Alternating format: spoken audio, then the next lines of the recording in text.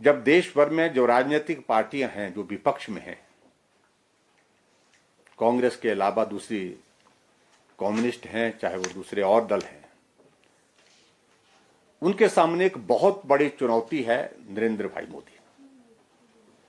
हम कैसे रोकें,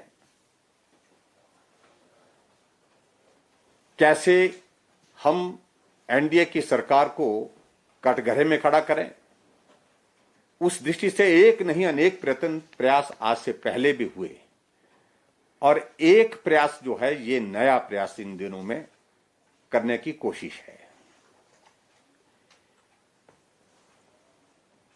जितने भी दल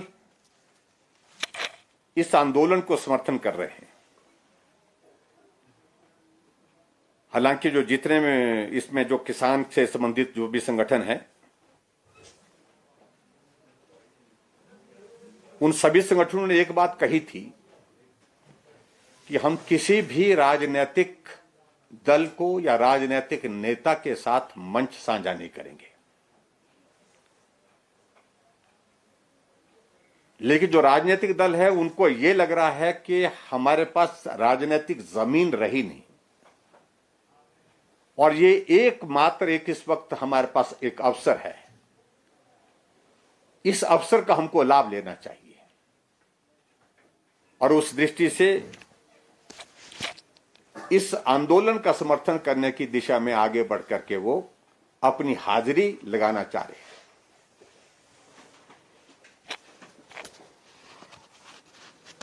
मैं एक बात को लेकर के बड़ा स्पष्ट कहना चाह रहा हूं। जब यूपीए की गवर्नमेंट थी, मनमोहन सिंह जी प्रधानमंत्री थे, उस वक्त भी यूपीए की गवर्नमेंट और मनमोहन सिंह जी और राहुल गांधी जी और उनके साथ समर्थन करने वाले अन्य दल भी इस कानून का समर्थन करने की बात एक बार नहीं, अलग अलग समय में कई बार कर चुके हैं।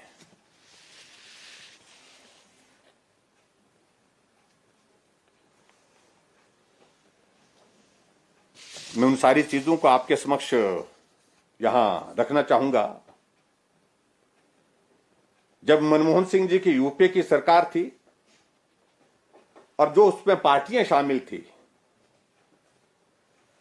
राष्ट्रवादी कांग्रेस पार्टी, डीएमके, राष्ट्रीय Janata Dal, Samajwadi party, Bahujan Samajwadi party, left के दोनों और उसके साथ टीएमसी, कई राजनीतिक दल थे। और उस दौरान इन सभी पार्टियों के लोगों ने इस किसान बिल को लेकर के अपना समर्थन दिया था। यूपीए की गवर्नमेंट का जिक्र कर रहा हूं मैं। और आज ये सब पार्टियां कांग्रेस के साथ मिल करके उसका विरोध कर रही है। इससे बड़ी हास्यास्पद स्थिति और इससे बड़ी विचित्र परिस्थिति जो है हो नहीं सकती है। और आज जो ये पार्टियां जब विश्वास खो चुकी हैं, रीजनल पार्टीज थी वो अपनी जगह वहां पर समाप्त हो गई, कांग्रेस पार्टी पूरे देश भर में समाप्त हो गई। और ऐसी सूरत में किसान के कंधे पर बंदूक रख करके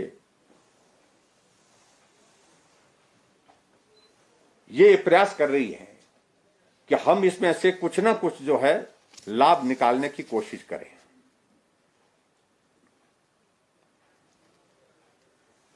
किसान आंदोलन से जो जुड़े हुए नेताओं ने प्रारंभ से कहा था कि इसमें पॉलिटिकल पार्टी जो है वो एंटर नहीं करेंगी, जैसे मैंने पहले भी कहा। लेकिन आज जब हम देख रहे हैं कि थोड़ा सा इस आंदोलन ने एक स्वरूप लिया है और उस स्वरूप को देखते हुए कि इसमें से हमको कुछ राजनीतिक लाभ निकल पाएगा, क्योंकि ऐसे तो हमारी एग्जिस्टेंस, हमारी हाजिरी, हमारी उपस्थिति जो है वो कहीं भी दिख नहीं रही है। ऐसी सूरत में वो इस आंदोलन में कूद करके जो अपने सहयोग की बात कह रहे हैं। मित्रों,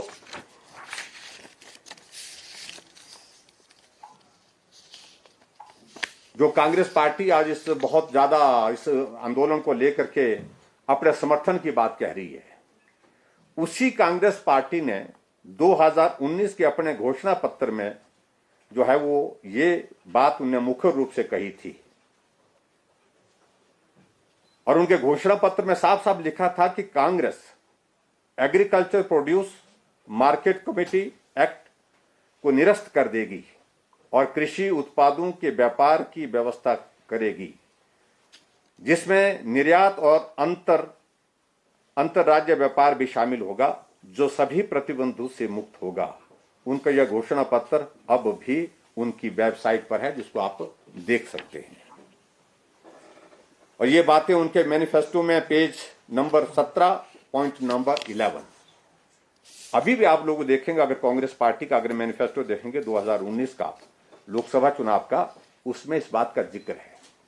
और आज वही पार्टी जाकर के किस प्रकार से इस आंदोलन में किसानों को उकसाने का, उनको बरगलाने का, उनको गुमराह करने का प्रयत्न कर रही है, प्रयास कर रही है।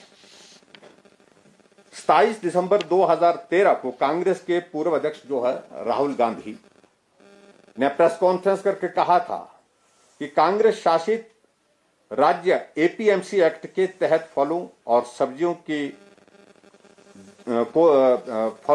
को डीलिस्ट करेंगे